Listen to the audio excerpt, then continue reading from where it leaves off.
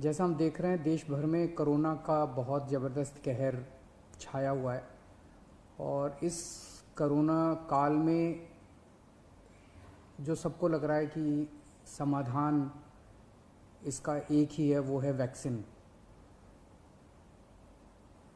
दिल्ली सरकार ने निर्णय लिया है कि 18 साल से ऊपर की उम्र के लोगों को फ्री वैक्सीन दी जाएगी। हम कोशिश करेंगे कि इसको जल्द से जल्द और बड़े स्तर के ऊपर कैसे लोगों को वैक्सीन किया जाए, इसका पूरा प्लान तैयार किया जा रहा है।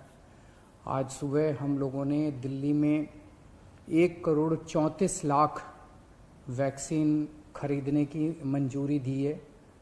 हम कोशिश करेंगे कि ये जल्द से जल्द वैक्सीन खरीदी जाए और लोगों को लगाई जाए। इस महामारी में वैक्सीन एक समाधान निकल के आ रहा है। वैक्सीन जिन लोगों को लगी है उनका एक तरफ कोरोना नहीं होता, या जिनको होता है उन लोगों को माइल्ड होता है।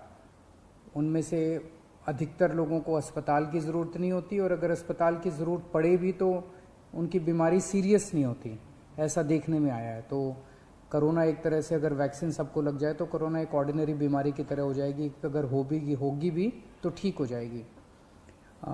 इंग्लैंड में, यूनाइटेड किंगडम में अभी कुछ महीने पहले तक कोरोना का इतनी ही ज़बरदस्त कहर था जैसे भारत के अंदर है, और वहाँ उन्होंने वैक्सीन बहुत बड़े स्तर के ऊपर अपने लोगों को लगाई।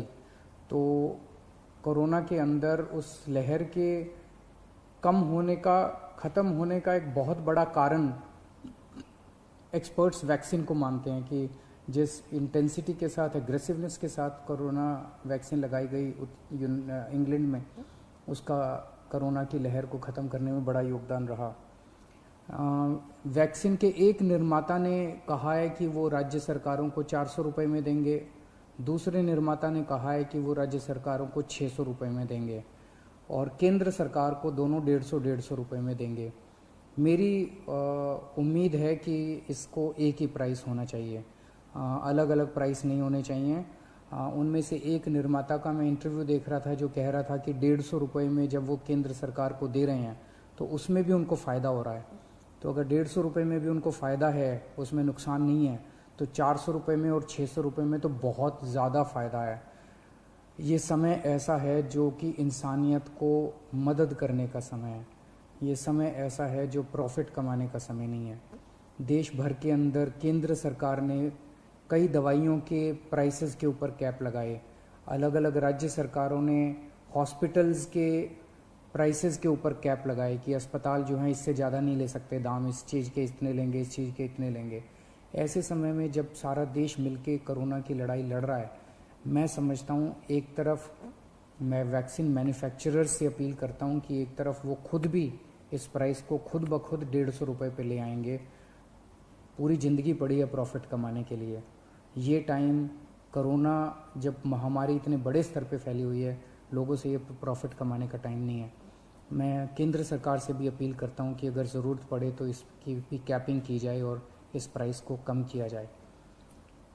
एक बात कि 18 साल से ऊपर की उम्र पे अभी लगाया जा रहा है, लेकिन इस महामारी के दौरान हमने देखा कि हमारे 18 साल से कम उम्र के जवान और बच्चे भी इसमें बहुत ज़्यादा संक्रमित हो रहे हैं।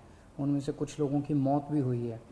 तो उनके लिए भी अब हमें सोचने का टाइम आ गया है कि अगर यही वैक्सीन्स उनको भी लगाई जा सकती हैं, उनके लिए भी सेफ़ और इफ़ेक्टिव हैं, तो यही वैक्सीन लगाई जाएं।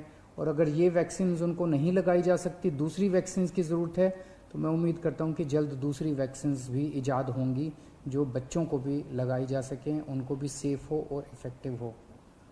दिल्ली में ऑक्सीजन बेड्स बढ़ाने का इस टाइम बहुत बड़े स्तर पे हम लोग काम कर रहे हैं।